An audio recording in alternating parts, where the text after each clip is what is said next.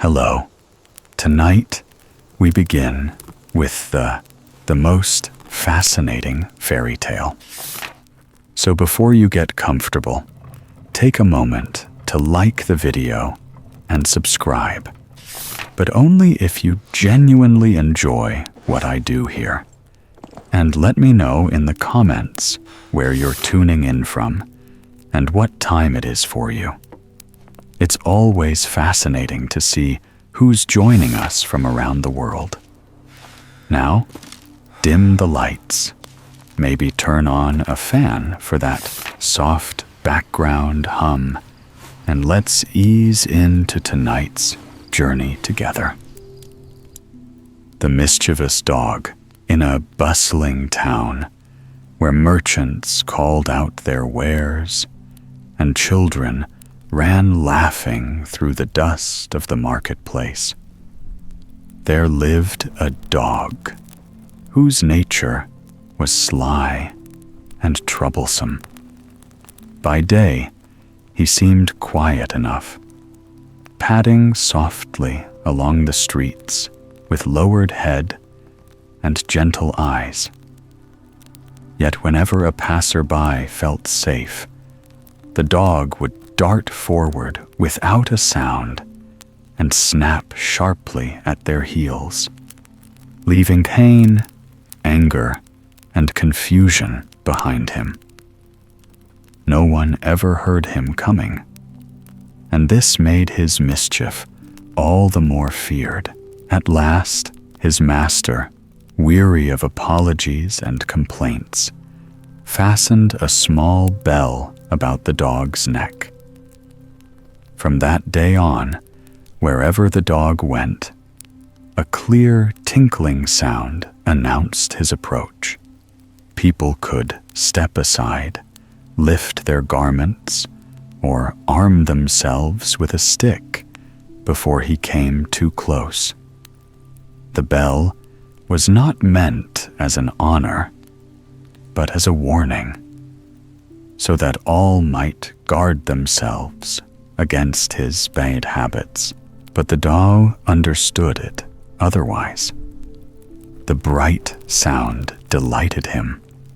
He strutted through the marketplace with lifted head, letting the bell ring proudly at every step, as though it were a medal given for courage or worth. He believed the glances of the people were looks of admiration, not caution, and he reveled in the attention.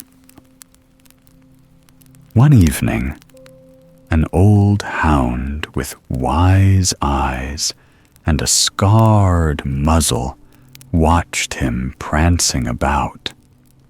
Shaking his head, the old dog spoke gently but firmly. "Why do you boast so loudly of that which should humble you?" he said. "That bell is no sign of honor. It is a mark of shame placed upon you so all may know to keep away. It does not praise your character. It exposes your faults." The dog fell silent, and for the first time the bell rang without pride. For it is often so in the world that noisy attention is mistaken for true honor, and disgrace walks abroad dressed like fame. The goatherd and the wild goats, as evening shadows stretched long across the hills. A goatherd drove his flock down from the high pasture toward the safety of the fold. The bells of his goats chimed softly, and the smell of pine and cold stone filled the air. As he counted his animals at the gate, he noticed several wild goats among them, lean, strong creatures of the mountains, their eyes sharp and untamed. Night was coming fast, and rather than chase them away, he shut them all together in the fold. That night, a fierce storm arose. Snow fell thick and heavy, burying the paths and sealing the hills in white silence. The next day, the goatherd could not lead the herd to their usual grazing places. He was forced to keep them penned and feed them from his stored provisions. To his own goats, whom he had raised since they were kids, he gave only enough food to keep them alive. But to the wild goats, he offered generous portions, thinking to win their loyalty and persuade them to remain with him forever. When at last the snow melted and the sun returned, he opened the fold and led them out once more. The moment the wild goats felt the open ground beneath their hooves, they leapt away, racing back toward the mountains without a backward glance, angered and hurt. The goatherd shouted after them, calling them ungrateful and faithless. "Did I not care for you better than my own during the storm?" he cried. One wild goat paused upon a rocky height and turned back to answer. "That is exactly why we flee," he said. "If you favored strangers over old companions once, you would surely do so again. A master who forgets his own for newcomers cannot be trusted." And so the goatherd learned too late that loyalty is not earned by neglecting those who have long stood by you. The man and his two sweethearts. There was once a man well past his youth, though not yet bowed by age. Silver had begun to creep into his hair, and lines of care traced his brow, but his heart still longed for admiration. In his vanity, he courted two women at the same time. One was young and bright as morning, the other mature and dignified, bearing the quiet confidence of years. The older woman, uneasy at being loved by a man who seemed younger than herself, sought to hide the difference in their ages. Each time he visited, she would gently pluck away a few of his dark hairs, smiling as she worked, so that he might appear older and more suitable in her eyes. The younger woman, fearing to bind herself to a man who looked aged, acted with equal determination. Whenever she found a gray hair upon his head, she swiftly removed it, praising him for his youth and wishing him to look the part. Thus, pulled this way and that, the poor man submitted gladly, eager to please them both. But weeks passed, and soon his mirror showed a cruel truth. Between the efforts of the two women, not a single hair remained upon his head. Bald, confused, and mocked by all, he found that his attempts to satisfy everyone had left him with nothing at all. So it is that those who chase every favor often lose even what they had. The sick stag. In a quiet corner of a broad pasture, a noble stag lay weakened by illness. His once strong limbs trembled, and his breath came slow and labored. Hearing of his condition, many of his companions came to visit him, offering words of concern and sympathy. They gathered around him in great numbers, crowding the grass where food had been placed for his recovery. Each visitor lingered, speaking kindly, yet as they stood there, they nibbled at the tender shoots and leaves meant for the sick stag alone. One by one, they took their share, thinking little of it, for each believed his portion too small to matter.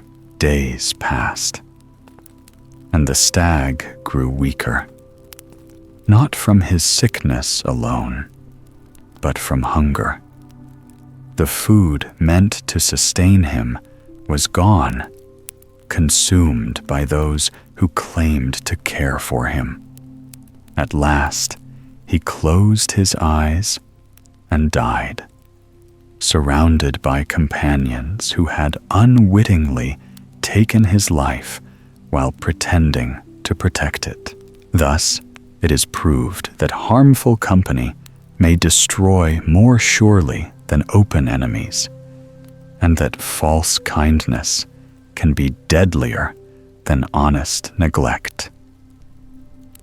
The Boy and the Nettles, in a quiet countryside village, where low cottages leaned toward one another, and every garden brimmed with herbs, flowers, and wild green growth, there lived a young boy with a curious heart and cautious hands. He was gentle by nature and often hesitated before touching anything unfamiliar, fearing pain where none was yet known. One bright morning, while wandering along a narrow path behind his home, he noticed a cluster of tall green plants swaying softly in the breeze. Their leaves looked ordinary enough, and the boy, wishing to pluck one to examine it, reached out with the lightest touch he could manage. At once, a sharp, burning pain shot through his fingers. He cried aloud, dropped the leaf, and drew his hand back in terror. Tears filled his eyes as he ran home, clutching his stinging hand. "Mother," he sobbed, "I have been hurt by a wicked plant.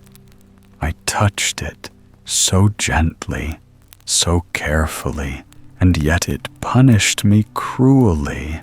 His mother took him by the hand and examined the red marks left by the nettle.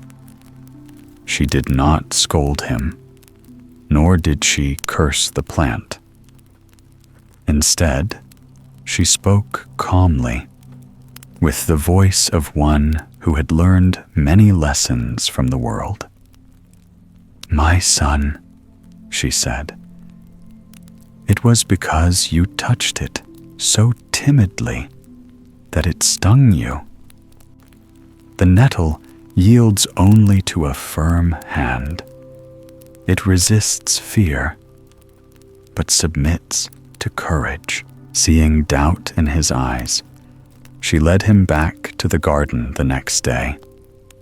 The nettles still stood there, proud and unafraid. "Now," she said gently, "grasp it boldly, without trembling." Gathering all his courage, the boy closed his hand firmly around the stalk. To his amazement, the plant bent beneath his grip. It did not sting him at all, but lay smooth and harmless in his palm. From that day onward, the boy remembered the lesson of the nettle. As he grew, he learned that many hardships in life behave the same way. They wound those who approach them with fear, but soften before those who act with strength and resolve. the astronomer. There once lived an astronomer whose love for the heavens was greater than his care for the world around him. By daylight, he traced circles and figures upon parchment, and by night he walked beneath the stars, his head forever tilted upward. To him, the glittering sky was a grand book of wisdom, and he believed that every human fate could be read among the constellations. Each evening, after the town had grown quiet, he wandered beyond its borders, gazing intently at the planets and the slow procession of the stars. His feet followed familiar paths, but his mind was far away, drifting among distant worlds. He rarely noticed the stones beneath his shoes or the darkness that gathered along the ground. One night, as clouds parted to reveal a sky filled with light, the astronomer became especially absorbed in his observations. Step by careless step, he walked onward, unaware that he had strayed from the road. Suddenly, the earth vanished beneath him, and he fell heavily into a deep, abandoned well, bruised, shaken, and aching in every limb. He cried out in pain and fear. His voice echoed upward through the darkness until a passer-by heard his cries and hurried over. Peering down into the well, the neighbor recognized the unfortunate man and listened as he explained his devotion to the stars and his sudden fall. The neighbor sighed and said, "You search the heavens for hidden truths, yet you fail to see what lies plainly before your feet. How can one hope to understand the highest things while neglecting the simplest care?" With help, the astronomer was lifted from the well. His body healed in time, but the words of his neighbor lingered far longer. From then on, though he still studied the stars with wonder, he learned to walk with his eyes open to the earth as well. The wolves and the sheep in a broad and peaceful valley, where grass grew thick and sweet, there lived a flock of sheep known for their gentleness and trust.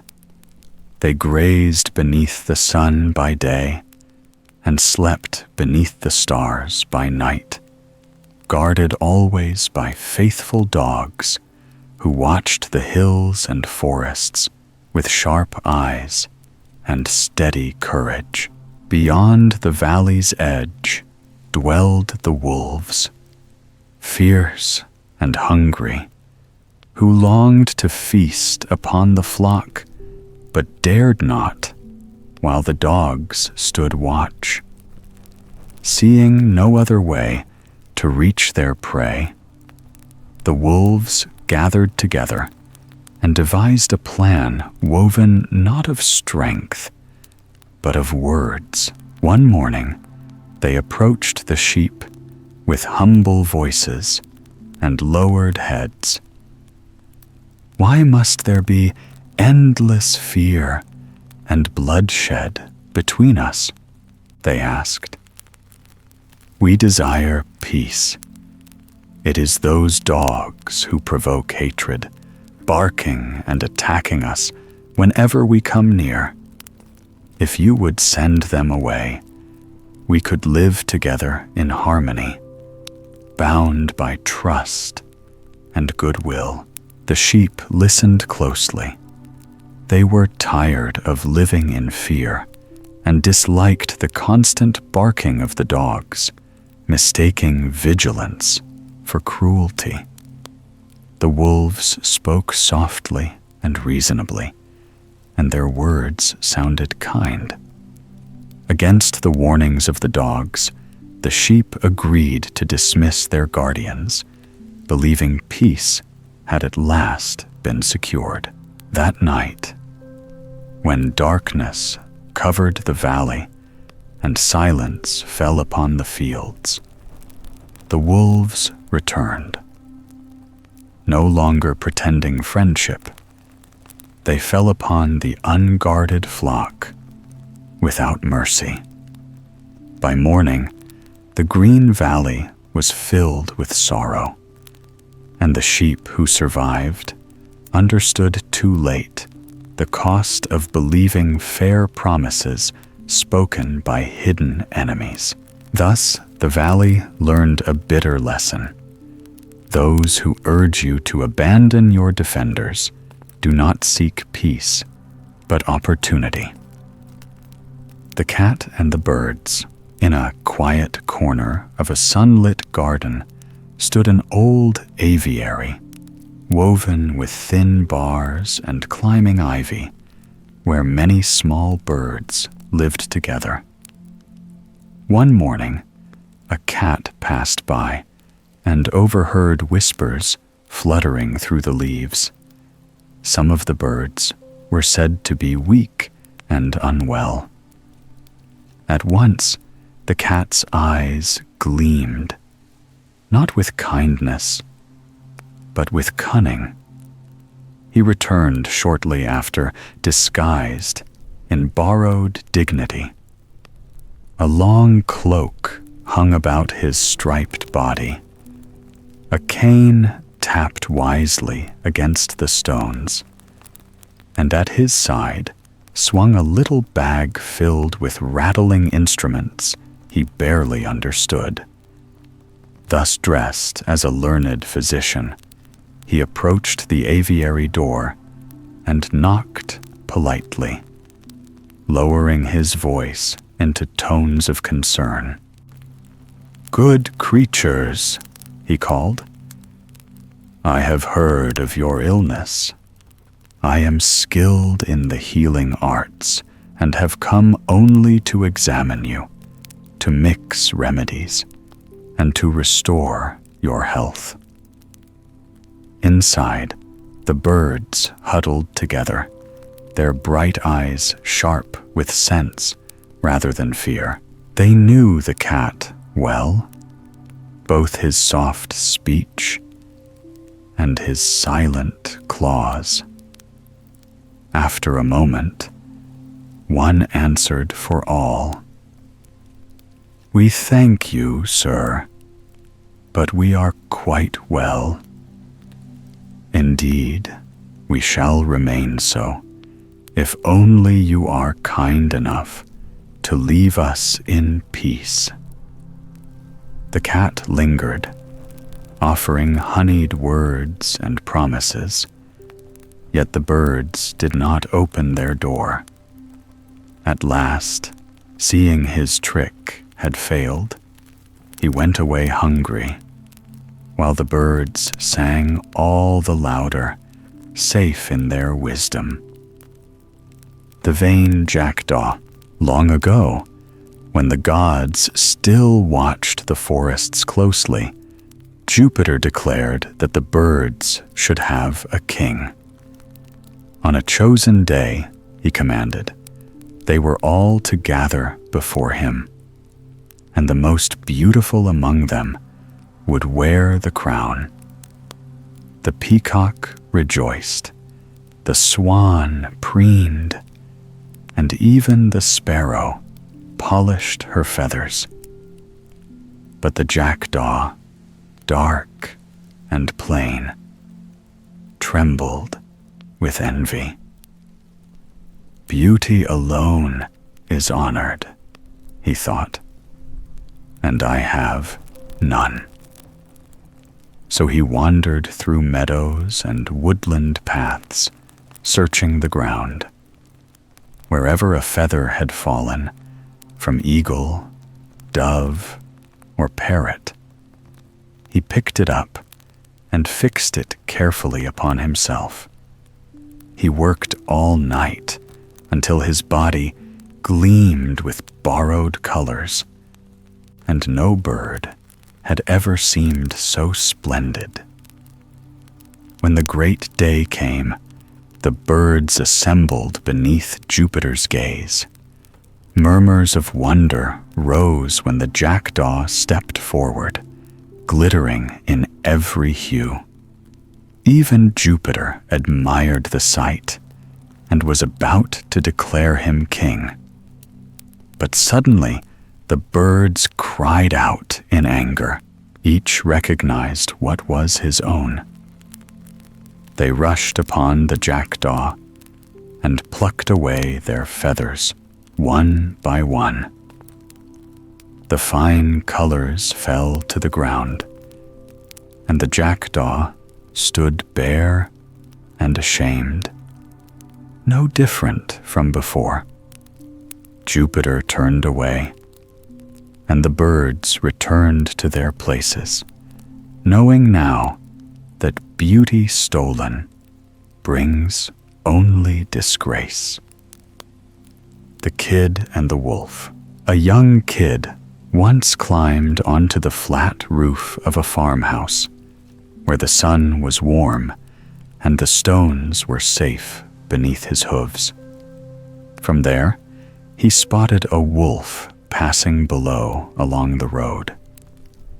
Feeling secure and bold, the kid began to shout insults, mocking the wolf's hunger and his strength. The wolf stopped and looked up, his eyes calm rather than fierce. He listened patiently until the kid grew tired of shouting. Then he spoke in a steady voice. "Little one, your words do not wound me. It is not your courage that speaks, but the height on which you stand." The kid fell silent, for he understood that safety had given him daring, not true power. And the wolf went on his way, knowing that time and place often lend the weak a voice they do not always deserve. The Old Woman and the Physician. Long ago, in a quiet town where narrow streets wound between stone houses, there lived an old woman who had once been known for her sharp eyes and careful ways. In her youth, she could thread a needle by candlelight and count coins at a glance.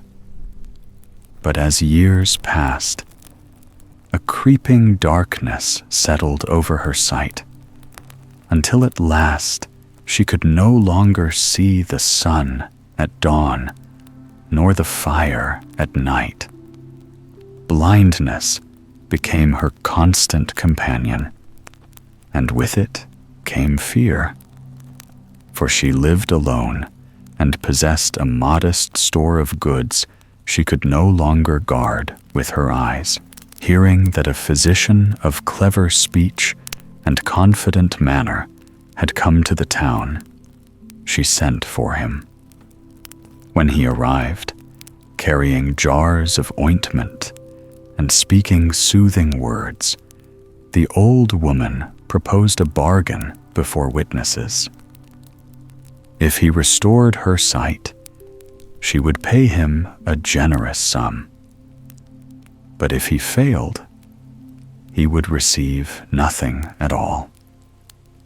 The physician agreed readily, swearing that his remedies were powerful and his skill unmatched. From that day on, he came often to her house. Each visit, he applied his salve to her eyes bidding her be patient and hopeful. Yet while she sat helpless in darkness, trusting his hands, he quietly helped himself to her belongings. One visit, he took a silver cup. Another time, a fine cloak. Another, a small chest of coins. Piece by piece, her house was emptied, though she could not see the theft. At last, when nothing of value remained, the physician announced that her cure was complete. And indeed, the old woman opened her eyes and saw once more the walls, the floor, the door, and the bare shelves where her goods had been. The physician immediately demanded his payment, boasting of his success.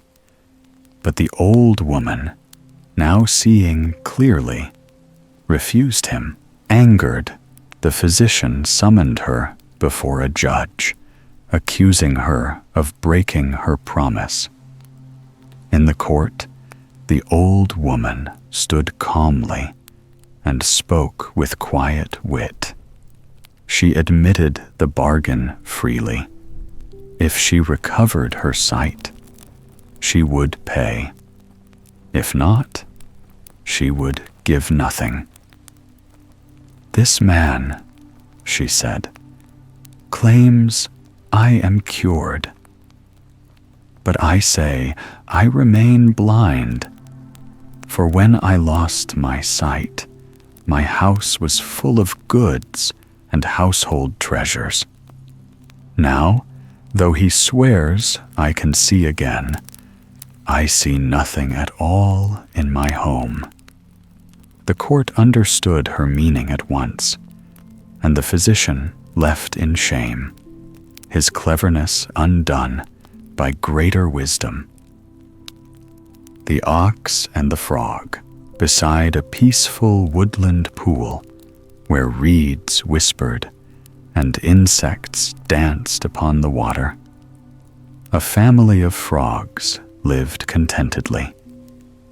One morning, as the sun rose and the mist lifted, a great ox came down to drink. Heavy of body and careless of step, he placed his vast hoof into the shallow water, crushing several small frogs beneath it. One young frog was killed instantly, and the ox walked on without notice. When the mother frog returned and counted her children, she saw that one was missing. Alarmed, she asked what had happened. The little frogs trembled as they told her of the enormous beast with 4 mighty feet and a split hoof that had ended their brother's life in a single step. The mother frog, filled with anger and pride, asked again and again how large the creature was. With each answer, she puffed herself up, swelling her body as wide as she could. "Was he as big as this?" she asked. "No, mother," replied her son. She puffed herself larger still. "As big as this?" Again, they answered no. At last, one of the young frogs begged her to stop. "Do not strain yourself, mother," he cried. "That beast was beyond all measure. You may swell until you burst, yet you will never equal his size." But pride had already deafened her. She inflated herself further and further, until at last she burst, proving that those who try to rival the powerful through vanity alone bring ruin upon themselves. the farmer and his sons, there once lived an old farmer whose life had been spent among fields and vines. His hands were rough from labor, his back bent from years of toil, but his land prospered because he watched over it with care. As death drew near, he feared that his sons, who loved ease more than effort, would neglect the farm once he was gone. Calling them to his bedside, he spoke with a weak but knowing voice. "My sons," he said, "there is a great treasure hidden in one of my vineyards." He said no more, and soon after, he died. The sons, stirred by the promise of hidden wealth, set to work at once. They dug through every row of vines, turning the soil again and again, sparing no effort. They searched from one end of the vineyard to the other, breaking clods, loosening roots, and laboring harder than they ever had before. No chest of gold was found, no buried jewels uncovered. At first, they were disappointed, but when the season came, the vines, freed from hard soil and well tended, yielded an astonishing harvest. The grapes were larger, sweeter, and more plentiful than any before. Then the sons understood their father's wisdom. The true treasure lay not buried in the earth, but in the rewards of honest labor. The heifer and the ox, in a quiet pasture.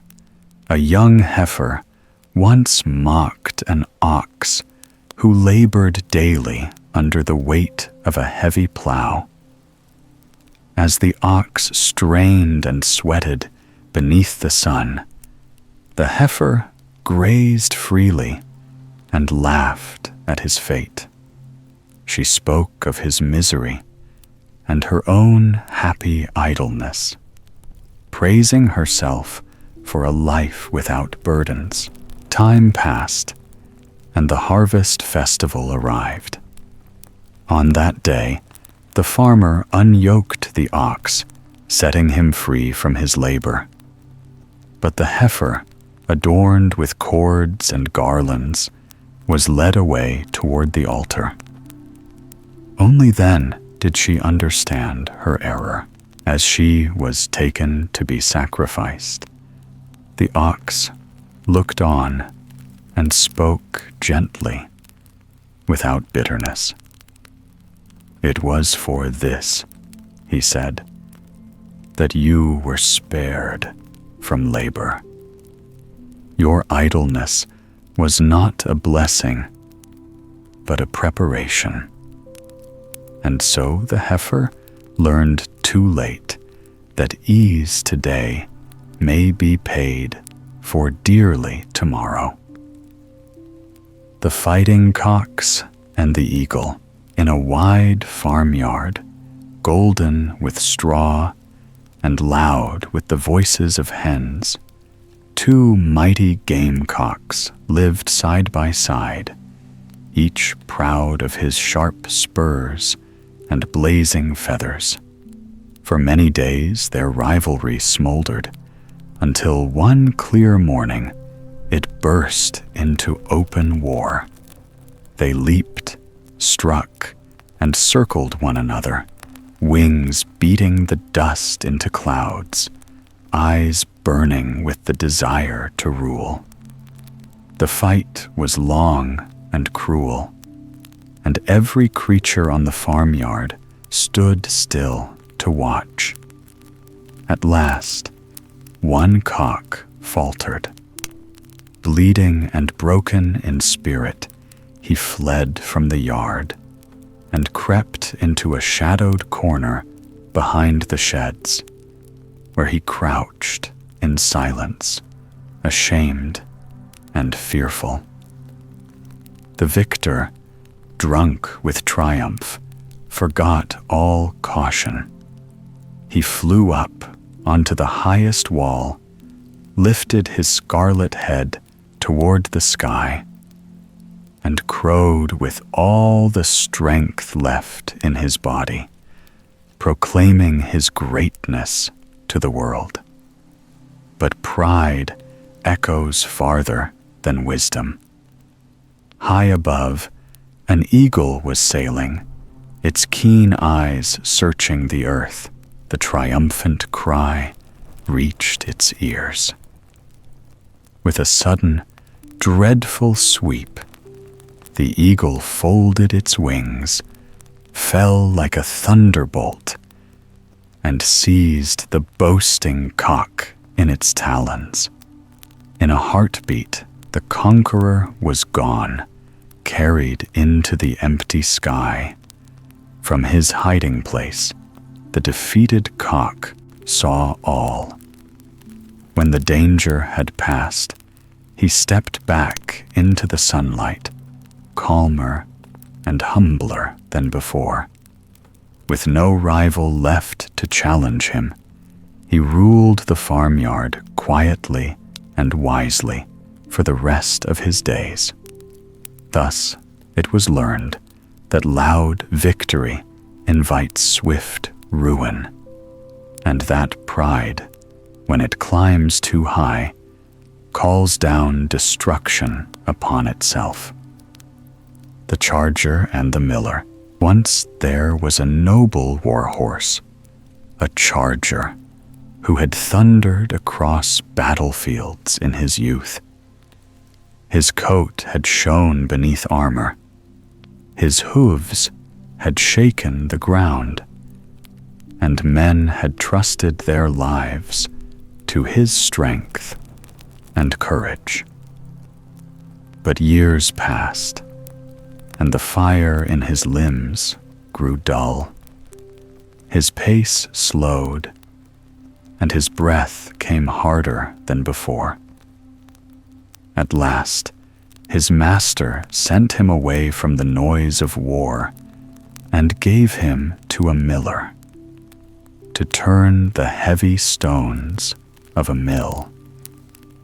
At first, the charger endured his new life in silence. Day after day, he walked in circles, harnessed to the creaking wheel, grinding grain instead of charging into battle. Yet sorrow weighed upon him, and one evening he spoke bitterly to the miller. He lamented the loss of his former glory, recalling banners snapping in the wind, shining armor upon his back, and servants who brushed his coat with care. "How foolish I was," he cried, "to trade the roar of battle for the groan of this mill." The miller listened patiently, and then answered with a steady voice. He told the charger that all creatures, whether kings or horses, must bow to time. Strength fades, honors pass, and no one forever remains what they once were. The mill, he said, was not a punishment, but a mercy, allowing the old horse to live out his days in peace rather than fall on the field. Hearing this, the charger lowered his head. Slowly, he understood that fortune turns like the millstone itself, lifting some and pressing others down. From that day on, he walked more calmly, knowing that wisdom lies not in mourning the past, but in accepting the place that fate assigns. The Fox and the Monkey. In a forest filled with talking beasts, a monkey once delighted all who saw him. He leaped, spun, and danced with such charm that laughter followed him wherever he went. At a grand gathering of the animals, his performance so pleased the crowd that they crowned him king, cheering and clapping as he bowed with delight. Among those watching stood a fox, clever-eyed and cold of heart. Envy gnawed at her, for she believed herself far wiser than a dancing monkey. Determined to humble him, she soon devised a plan. One day, she found a piece of meat lying inside a hidden trap.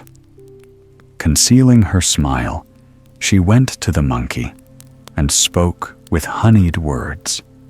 She told him she had discovered a treasure for the good of his kingdom and had saved it especially for him, so that he, as king, might enjoy the first reward. The monkey, proud of his crown and careless in his judgment, followed her without suspicion. When he reached for the meat, the trap snapped shut and held him fast. He cried out in pain and anger, accusing the fox of betrayal. The fox only laughed softly and answered him with scorn. "O monkey," she said, "you who could not see a snare at your own feet, were you truly fit to rule over all the beasts?" Thus, the monkey learned too late that applause does not grant wisdom, and that a crown worn without judgment soon becomes a cause of shame.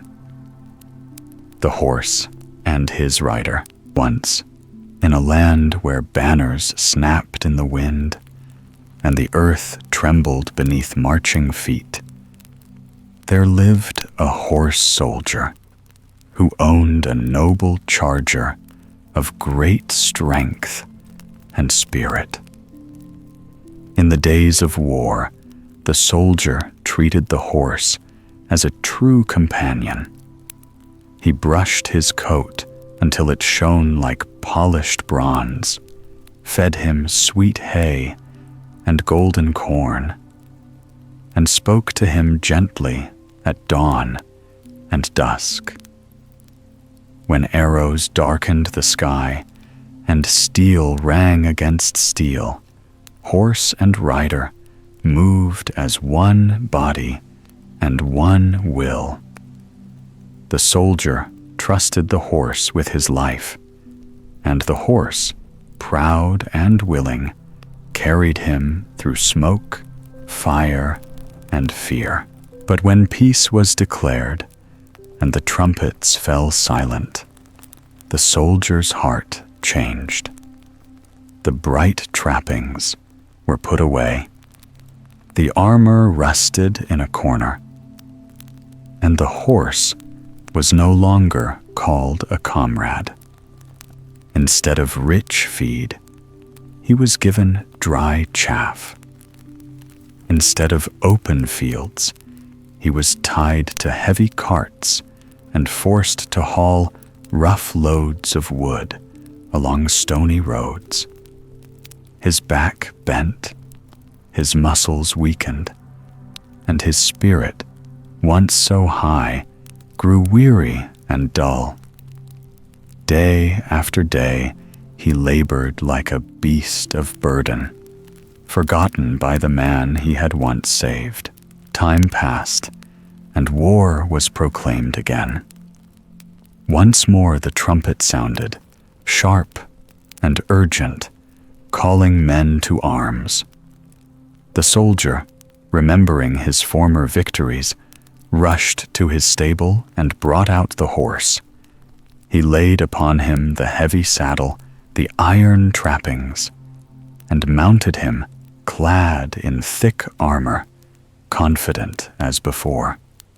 But the horse, long abused and no longer trained for battle, staggered beneath the sudden weight, and fell to his knees upon the ground. Then the horse spoke, with sorrow, rather than anger in his voice. "Master, in days past you made me a horse, strong and proud, by your care. But in times of peace you treated me as an ass, fit only for drudgery. You cannot change me back in a moment. Go now to the war on foot, for you shaped me by your deeds, and I can only be what you have made me." The belly and the members, in a quiet kingdom that existed within every living creature. The members of the body once gathered in secret council. The hands, rough from labor, the feet, sore from walking, the mouth, tired of chewing, and the eyes, strained from watching, all murmured against the belly. "Why should we work without rest?"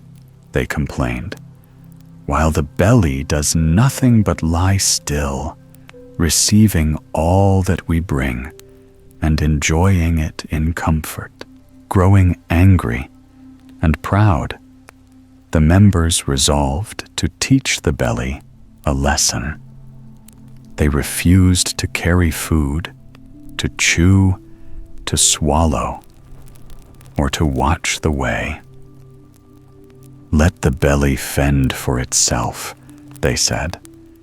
At first they felt triumphant, believing they had claimed their freedom, but soon weakness crept through the kingdom. The hands began to tremble and could no longer grasp. The feet dragged heavily and stumbled on level ground. The mouth grew dry and could not speak clearly. The eyes dimmed, and the world before them blurred and darkened. All strength was draining away, and none could understand why. At last, in their misery, the members realized the truth. The belly, though quiet and unseen in its labor, had been the source from which their strength was fed. By starving it, they had starved themselves. Too late, they repented their folly, understanding that no part can thrive alone, and that what seems idle may, in truth, be working for all. The widow and her little maidens. There once lived a widow who took great pride in order and cleanliness. Her house shone from floor to ceiling, and not a speck of dust was allowed to rest long upon her tables or walls. To help her in this endless labor, she kept 2 little maidens, young and weary, who waited on her from dawn until nightfall. The widow rose early, very early.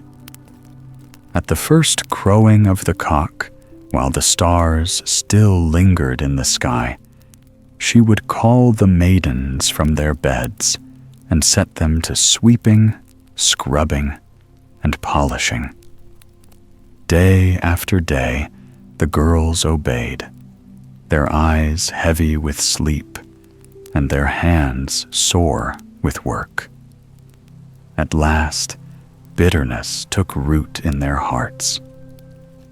"It is that hateful cock," they whispered, "that wakes our mistress so soon. If he were gone, we might finally rest. So, in secret, they killed the cock, believing they had ended their misery. For one brief moment, they felt clever and relieved. But their victory was short-lived. Without the cock to mark the hour, the widow no longer waited for dawn.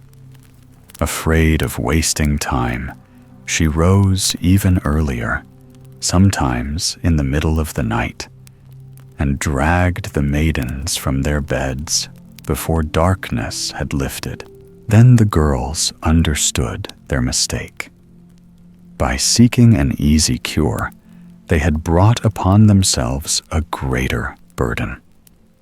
Thus they learned that the true cause of hardship is not always what first appears, and that thoughtless solutions often deepen the trouble they were meant to end.